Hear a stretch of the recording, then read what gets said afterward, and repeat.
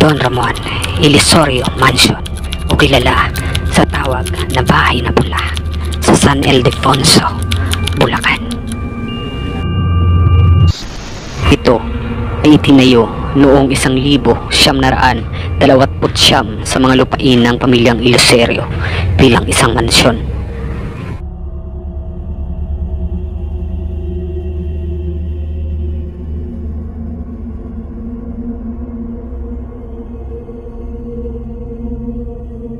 Pagpasensyahan nyo na po mga ka-idol, mga kabulong, lahat ng mga idol dyan. Ito pala ako sa may Red House. Yan. Yan po. Balita po dito nung unang panahon ng mga Hapon, may mga kababayan daw tayo na pinagsamantalahan bago Pinas lang. Kaya ngayon alamin natin yung mga kabulong. Tara at pupuntahan natin dito kung ano yung bumabalot na kababalanghad dito mga kabulong.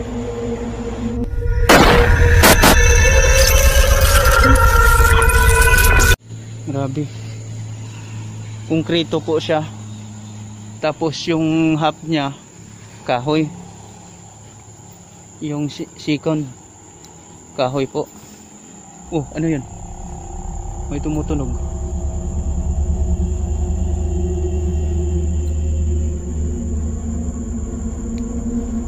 Grabe.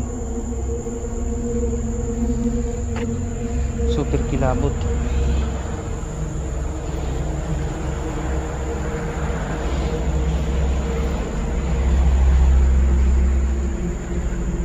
So ayan, pagpasensyahan nyo na po mga ka-idol, mga kabulong, lahat ng mga idol dyan. Pagpasensyahan nyo na po yung Red House na ito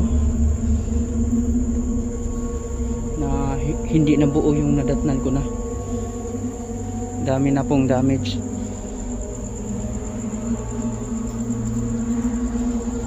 Binabaklaso nila.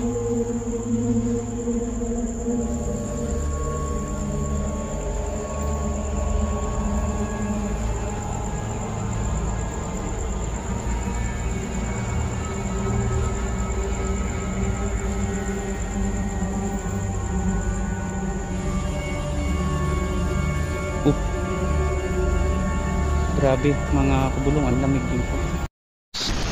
Yakap ng lamig. Diyos ko. Napakalamig guys. Grabe. Kung alam nyo lang. Grabe. Sobrang lamig.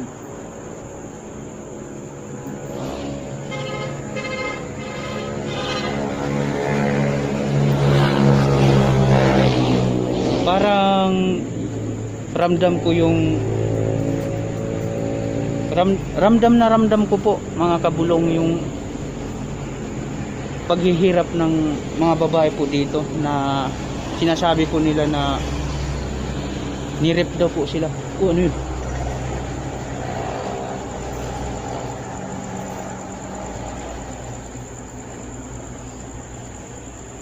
Huwag po kayo manakit.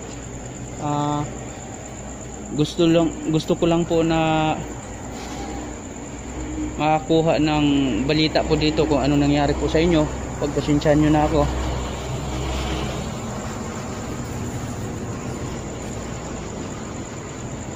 Sana hindi po ako nakadisturbo sa inyo.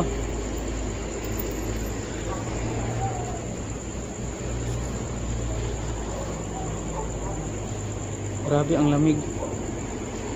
So mga kabulong, maglagay tayo ng bula. Ngayon kakausapin natin na kung maaari ba na pag maglagay ako ng bula, papailawin nila. Ayan. Ayan po. Ihintayin ko po yung sagot po nyo kung may na-trap spirit ba dito.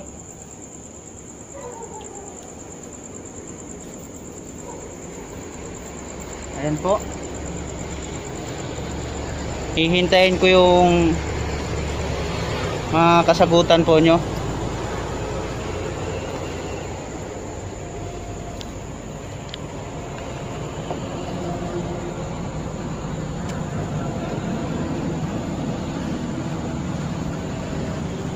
Ayan po mga kabulong, iwanan natin to para mapailaw talaga nila.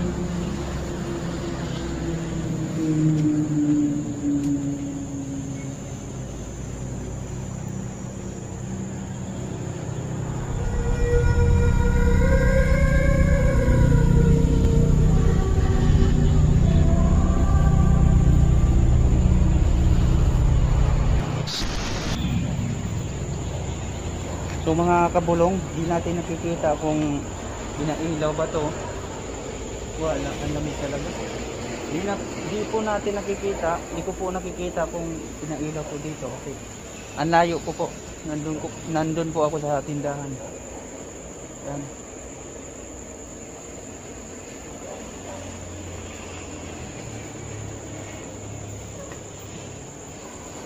So, paano mga kabulong? Hanggang dito lang po yung videos ko at mag-ingat po kayo dyan lahat.